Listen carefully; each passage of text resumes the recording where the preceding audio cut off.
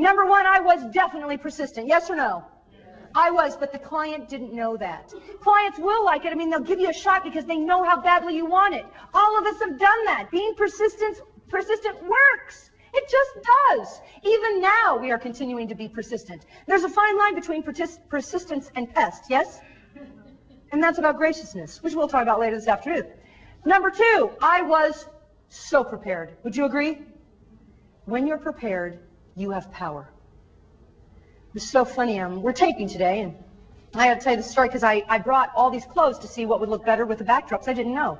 And I had all these clothes. I don't know. And I go, oh, I shouldn't have brought so much. And you know what he said? He's seen me before, Scott, back there. He goes, no, but that's what you teach. And I went, thank God I brought a lot of stuff. Why? Because your reputation starts to follow you. How many of you have ever been someplace and the one piece of paperwork that you needed you didn't have? Of course. Why? They're probably not going to go there. We're not going to get that. Take it all. Not for your sake. You know your job. After I was working for Fred Meyer, I went on to do work in films. I worked with James Garner and Gary Busey. And you know what else I did? I was the spokesperson for Nissan, here to Nissan. And I always knew. I got good at my job. I knew what looked good on camera. I wore bright orange not for me. I wore bright orange this morning for you. For an hour and a half, I needed to keep you energized. I was like, I'm going to wear it for you. I would always take everything. Every time I went to be with Nissan, I always wore what I thought he would like. I brought all this stuff up, and here's what he would always say. I go, I wore what I thought would be good for you this week, but I did bring some choices. He goes, let me see what you brought. He never changed my clothes.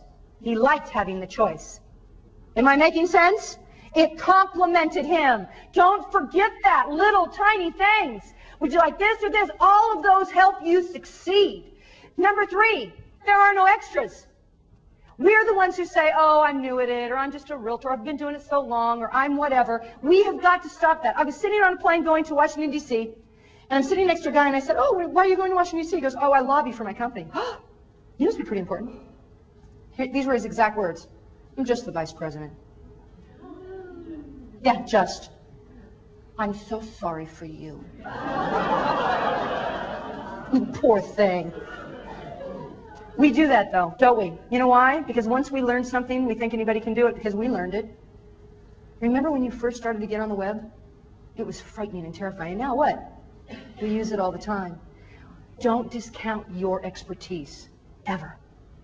And lastly, that preparedness, making sure that I was prepared. The last thing. Making sure I was prepared, making sure I was persistent, making sure I never treated anything as an extra, that I always gave it my all. And then lastly, I dressed up for them. I didn't wear flip-flops and a tube top. I wore a suit, I wore a pair of slacks, and he changed my handbag. Now, I don't need to tell this to this group, you guys look great, but the point is, what you give to somebody is not about, oh yeah, this is who I am, this is how I feel. Do you know that what you give to somebody is a gift? Because we don't look at ourselves in the mirror. Do you agree? Some of us should look at ourselves in the mirror, I have to say that. But sometimes we go into the mirror and what do? We do, oh, why didn't anybody tell me? Right? But people are looking at us all the time. So your appearance, and here's what I've got to tell you, must be present to everybody that you gaze upon. That everybody that gaze upon you. Now, people will say this to me, hey, wait a minute, this is who I am. I am married to a horseshoer. He got married in jeans. And I'm going to bury him in jeans. Not anytime soon, I hope. He has been known, and always does, take 3 shirts when he's going out on shooting appointments all day long. Because it's a dirty, sweaty job. Now, he doesn't change his shirt for the horse. Who do you imagine he changes his shirt for? The client. Because it's the horse's owners that pay him. So he changes his clothes. He makes sure he's fresh. He makes sure that he's appropriate for where he's going. Why? Because he honors his clients. And that's why he's had some of them for 35 years. Yes, he's old.